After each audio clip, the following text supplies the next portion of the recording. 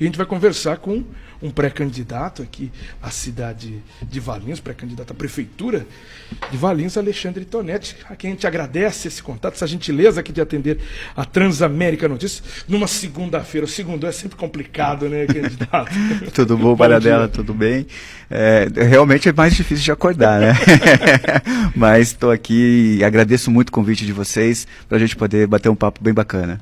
Vamos lá, conversando sobre a cidade de Valinhos, cidade importante aqui da nossa região e que tem uma política muito conturbada, acompanhando aí, pelo menos esse século, situação que muito difícil para um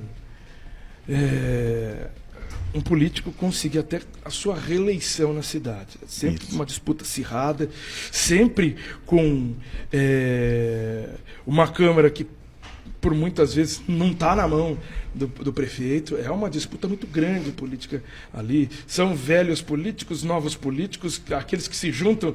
Impressionante como as coisas mudam, né? Sim. Na cidade. Como é que está a situação hoje do município? Um município vizinho, um município que cresce, mas tem ainda muitos problemas a serem resolvidos, e problemas antigos, né? Sim, sim.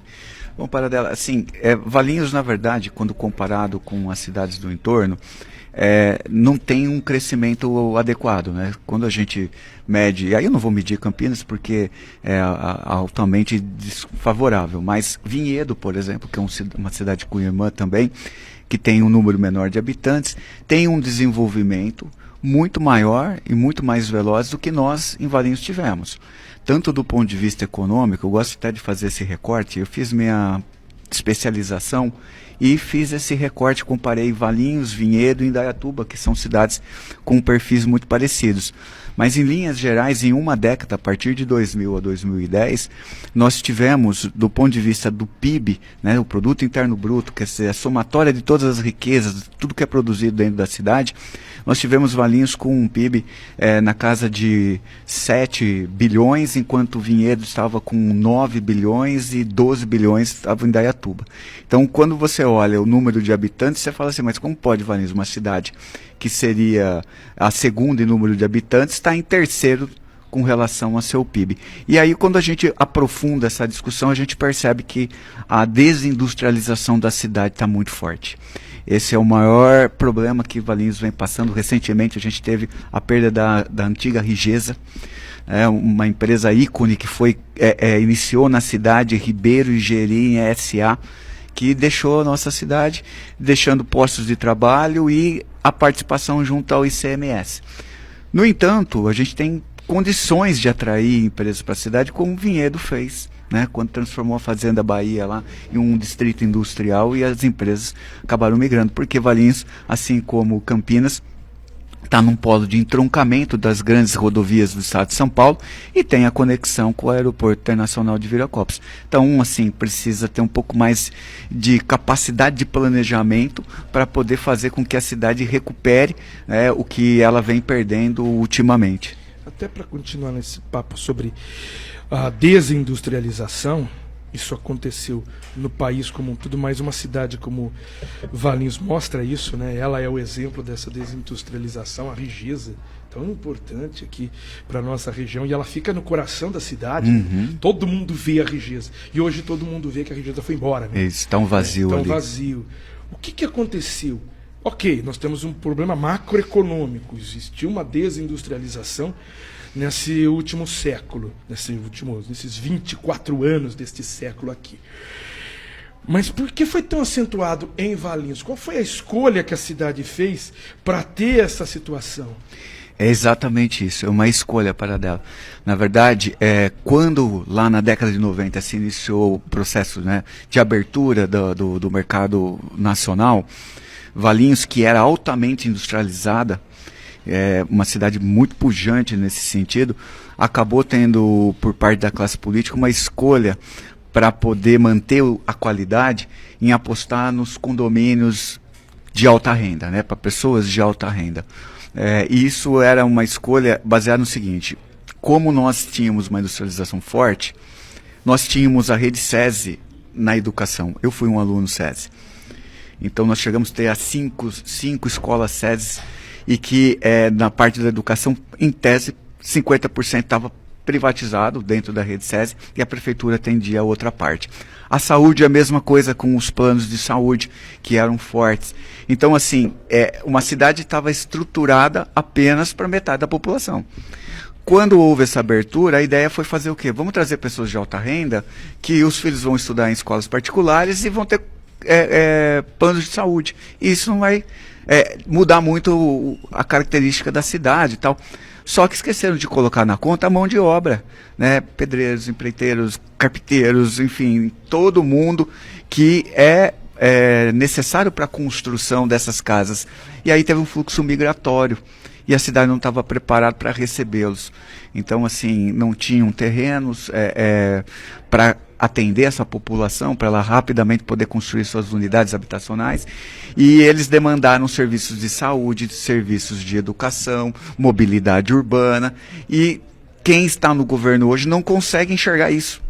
E esses problemas que começaram a existir de maneira mais presente e constante, precisam ser, de fato, atendidos, combatidos, né? Com o quê? Com políticas públicas que, primeiro, traga de volta a industrialização, que regularize as situações que foram constituídas, como muita gente teve subdivisão de chácaras para poder construir suas unidades. Já está consolidado, vamos regularizar, vamos fazer com que as pessoas entrem para o mercado legal, consigam no sistema bancário financiamentos, enfim.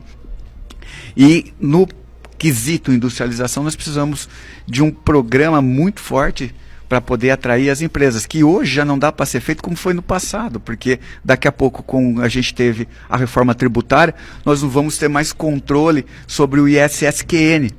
Então, assim, como que nós vamos fazer algo que, se eu falar, eu vou dar um tipo de isenção com o ISSQN, eu não tenho muito tempo para poder operacionalizar isso.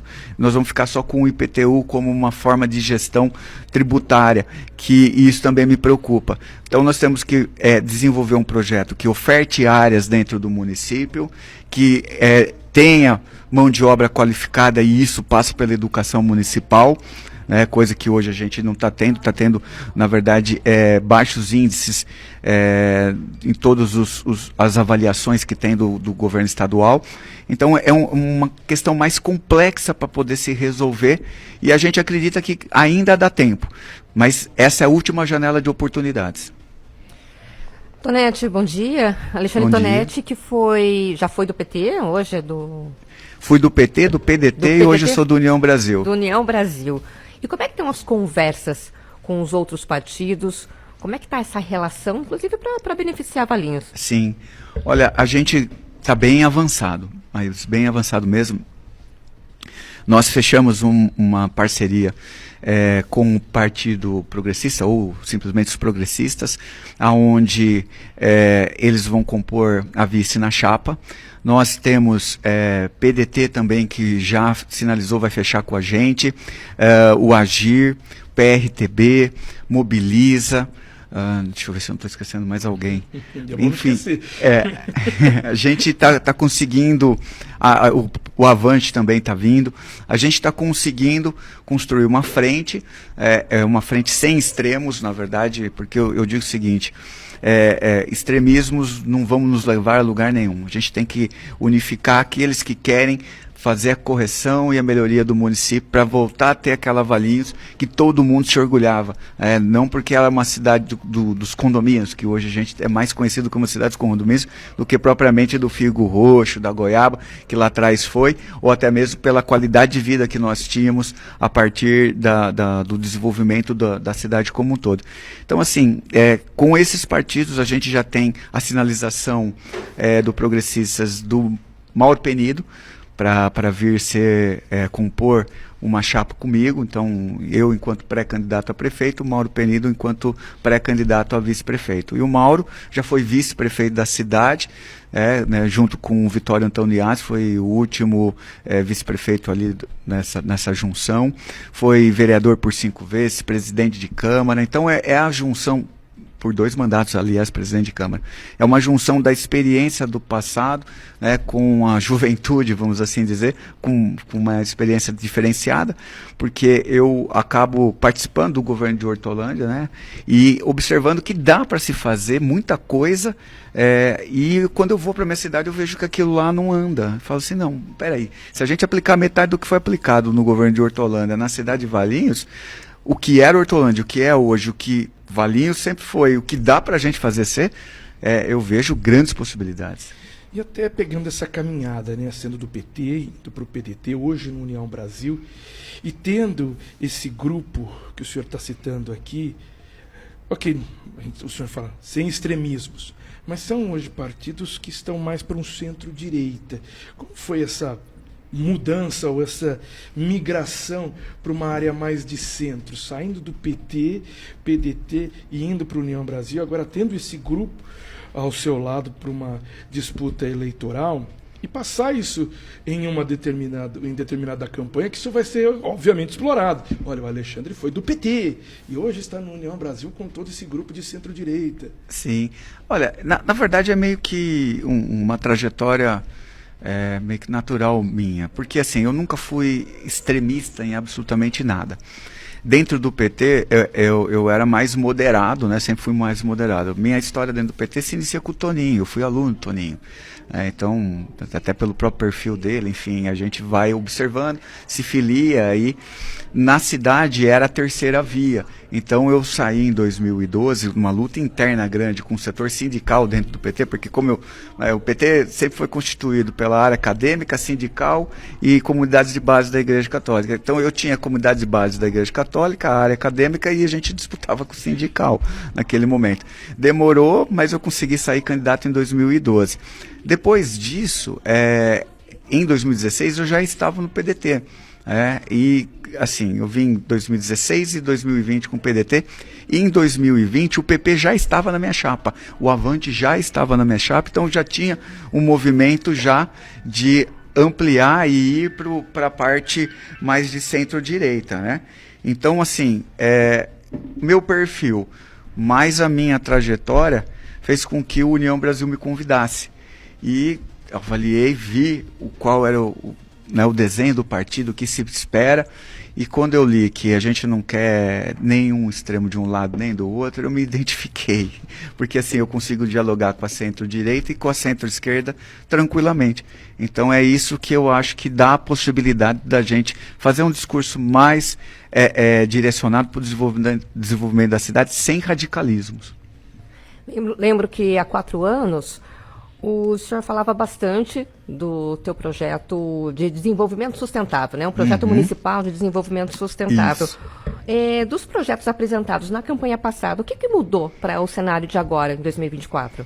Praticamente nada. Praticamente nada. A gente está revendo o programa de governo, exatamente fazendo diagnóstico do que está dentro da administração pública hoje, mas uma série de questões que foram trazidas por nós para colocar no programa de governo sequer foram iniciadas ou pensadas pela atual administração. Lógico que eles não têm obrigação nenhuma de estar fazendo algo do meu programa de governo, né? Mas assim, os problemas persistem. As questões que foram levantadas e trabalhadas lá atrás, elas continuam e a gente está perdendo tempo. Na verdade, é aquilo que a gente diz, o Valinhos está parado no tempo, porque muita coisa que precisa ser feita, que está no programa do governo de 2020, vai ter que ser aplicado agora em 2024.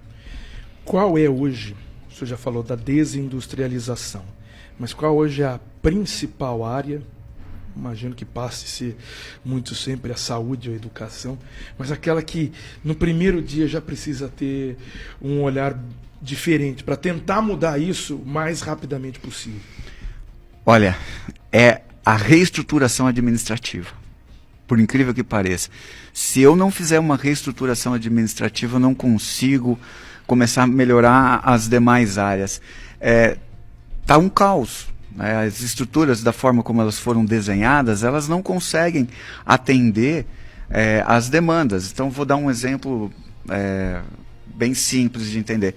Se eu preciso fazer um projeto de uma ponte, um viaduto dentro da minha cidade, se eu não tiver engenheiros topógrafos, enfim, uma estrutura técnica para isso acontecer, não vai acontecer. Né? Porque não tem ninguém para projetar isso, para depois fazer o orçamento, para depois a gente buscar o recurso necessário. Então está assim, absolutamente toda a estrutura da prefeitura. Faz o quê? 1 ou 2 semanas, a prefeita apresenta uma complementação da estrutura administrativa dela, com mais de 40 cargos em comissão, cargos ganhando R$21 mil, nada contra a remuneração de ninguém. Mas assim, com qual objetivo? Desses cargos, uma série de cargos com o ensino médio e tal, ficou muito nítido para a cidade, para todo mundo, que era para constituir um exército de pessoas para ir para a rua para pedir voto. E não para resolver uma demanda específica dentro da máquina pública que tinha que ser resolvida. Até porque no apagar das luzes não tem mais tempo de você fazer projetos que demandam dentro do poder público, a gente sabe disso, um tempo de maturação bem maior do que na iniciativa privada. Né? Existe uma série de etapas que precisam ser cumpridas e não dá mais tempo para absolutamente nada. Mas vamos dar sequência, vamos continuar, ok, faz parte, mas o cargo está para qual área? Quando você começa a olhar assim, não fica claro. E aí é simplesmente mão de obra para poder pedir voto. Alexandre Tonetti, que é pré-candidato a prefeito em Valinhos, queria agradecer essa participação aqui no Transamérica Notícias, essa gentileza de poder atender aqui. Boa sorte nessa pré-campanha. Tem que falar em pré-campanha. Isso, estamos no período pré-campanha. A gente está definindo a data da convenção ainda. Quando a gente definir, a gente faz um convite para todos, tá? Maravilha, conversamos aqui com Alexandre Tonetti no Transamérica Notícias desta segunda-feira. Segundou, né, Lucianinho? Segundou. Bora pro calor. Bola pro calor. Isso. Bora pro calor. A expectativa aí, gente, de uns 10 dias, pelo menos, de muito calor para toda a região. Está valendo para Campinas, para Valinhos, para Vinhedo, para Jaguariúna. Olha, vai ser difícil. Muita água, viu, Tonetti? Sim. Você que está nessa caminhada de pré-campanha, muita água, porque, rapaz, que situação. Muito quente. Mas vamos lá. Segundou, galera. Então, uma ótima semana para todos, uma ótima semana para você, Luciane Uri. E segundou, vamos lá. E você ainda vai para Ribeirão, para piorar, 35 graus quarta-feira, tá? Essa é a previsão. Vem aí o grande